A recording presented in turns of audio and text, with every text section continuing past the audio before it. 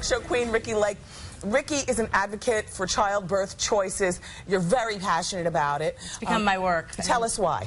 Well, I had these two incredible birth experiences, one in a hospital setting, and my second son was born at home in my bathtub here in New York City. And I just love the profession, the midwifery profession. Midwives do an incredible service for women, for well women care, and for pregnancy, and natural and no intervention. You know, and Abby is here. Abby Epstein is my director. She directed our film, The Business of Being Born, and that was a documentary that was it's become my life's work to kind of promote choices for women and to know that, to tell women out there that they have these choices and that they're being taken away slowly. And now, Abby had her baby recently. She had her second child, and a term that I had never heard of before. I feel like I should be kicked out of the Mothers Club. But do you know what a VBAC is? Audience? Yeah, you do? Yes.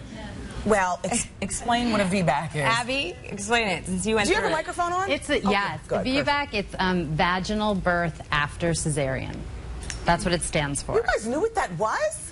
I think maybe they knew what it was because of Ricki. Because, honestly, because we've been putting this information out in the last couple years because it's something most women think, like, once a cesarean, always a cesarean. Yes. But, yeah, I had a cesarean with my first.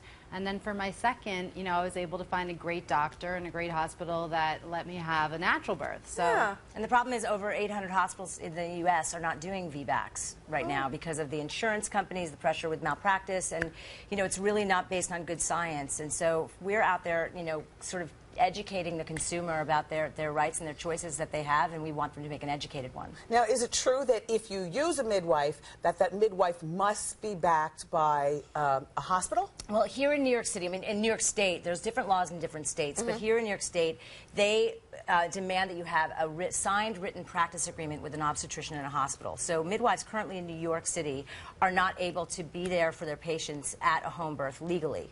And it's terrible, because that's where I had my baby in the West Village, St. Vincent's Hospital, which is the hospital that just closed.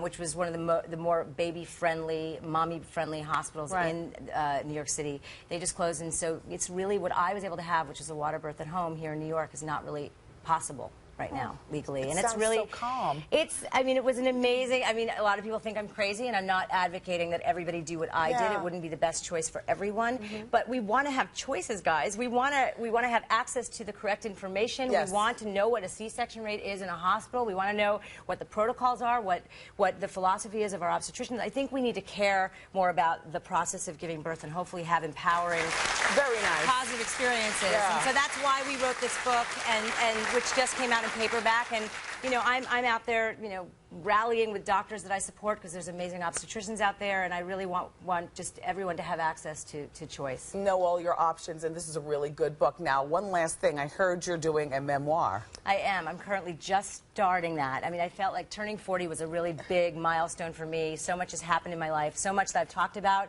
and a lot I haven't. And so I felt like maybe it was time to start thinking about telling my story. One of the shocking things, and we have to get ready to go, but I can't wait to pick up your memoir. I'm really looking forward to it. It'll be a while.